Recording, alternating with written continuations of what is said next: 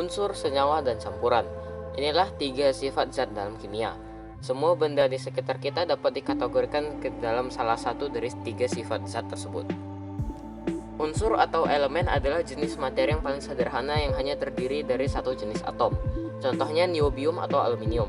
Sedangkan senyawa adalah atau compound adalah campuran dari 2 atau lebih unsur yang tergabung dengan ikatan kimia seperti air dan atau garam.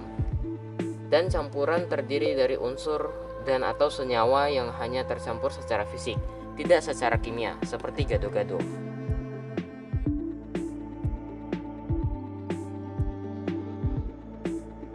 Untuk lebih memahami tentang unsur, kita juga harus memahami tentang tabel periodik.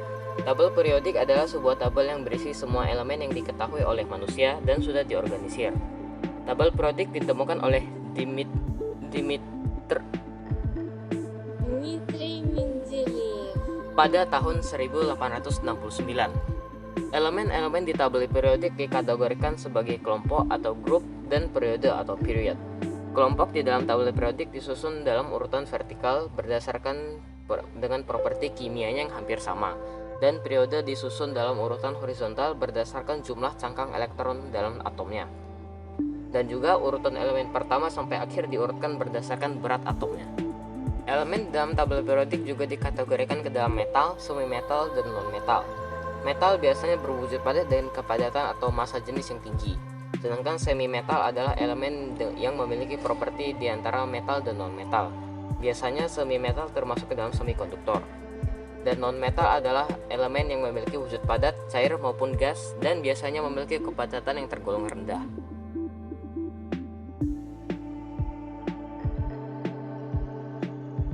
Seperti yang tadi sudah disebutkan, senyawa adalah 2 atau lebih elemen yang tergabung menjadi satu akibat ikatan kimia, yang berarti tidak bisa dipisahkan secara fisik, namun harus secara kimia. Ada 2 jenis senyawa, yaitu senyawa ionik dan senyawa kovalen. Senyawa ionik adalah senyawa yang dihasilkan oleh terikatnya elemen metal dan elemen non-metal. Sedangkan senyawa kovalen adalah senyawa yang terbentuk karena terikatnya elemen non-metal dengan elemen non-metal lainnya. Karena senyawa terbentuk karena reaksi kimia, maka senyawa juga dapat dipisahkan secara kimia juga. Contohnya memisahkan oksigen dengan hidrogen dalam air menggunakan proses elektrolisis. Kembali lagi ke topik senyawa, senyawa juga harus dibuat dengan komposisi yang sangat tepat dengan kondisi yang tepat.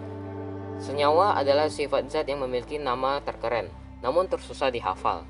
Namun mengapa semua senyawa-senyawa dinamakan dengan nama-nama yang rumit? Jawabannya adalah karena nama-namanya memiliki arti tertentu. Contohnya air atau H2O. H berarti senyawa ini memiliki kandungan hidrogen dan O berarti senyawa ini memiliki kandungan oksigen. Angka yang disebutkan juga memiliki arti. H2O berarti dalam satu molekul H2O terdapat 2 atom hidrogen dan 1 atom oksigen. Jika ingin yang lebih rumit lagi, coba lihat CH6H12O6 atau glukosa. Dalam glukosa, C adalah karbon, H adalah hidrogen, dan O adalah oksigen. Jika digabungkan dengan angkanya, berarti dalam satu molekul glukosa terdapat 6 atom karbon, 12 atom hidrogen, dan 6 atom oksigen.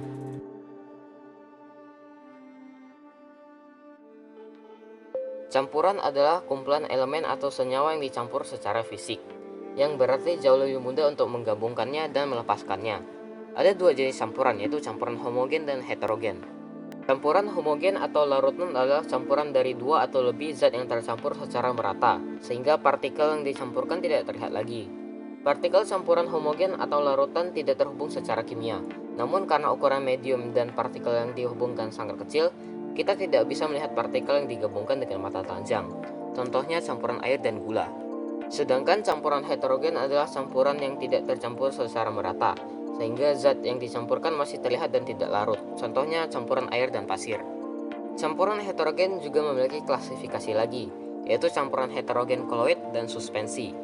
Campuran suspensi adalah campuran yang memiliki partikel sangat kecil, sehingga partikelnya tersebar di suspensi oleh medium.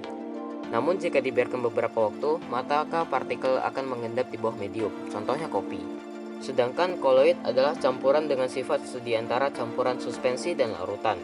Campuran ini terbentuk ketika 2 material yang tidak larut secara alami, namun karena dicampurkan dengan zat pengikat menjadi satu campuran.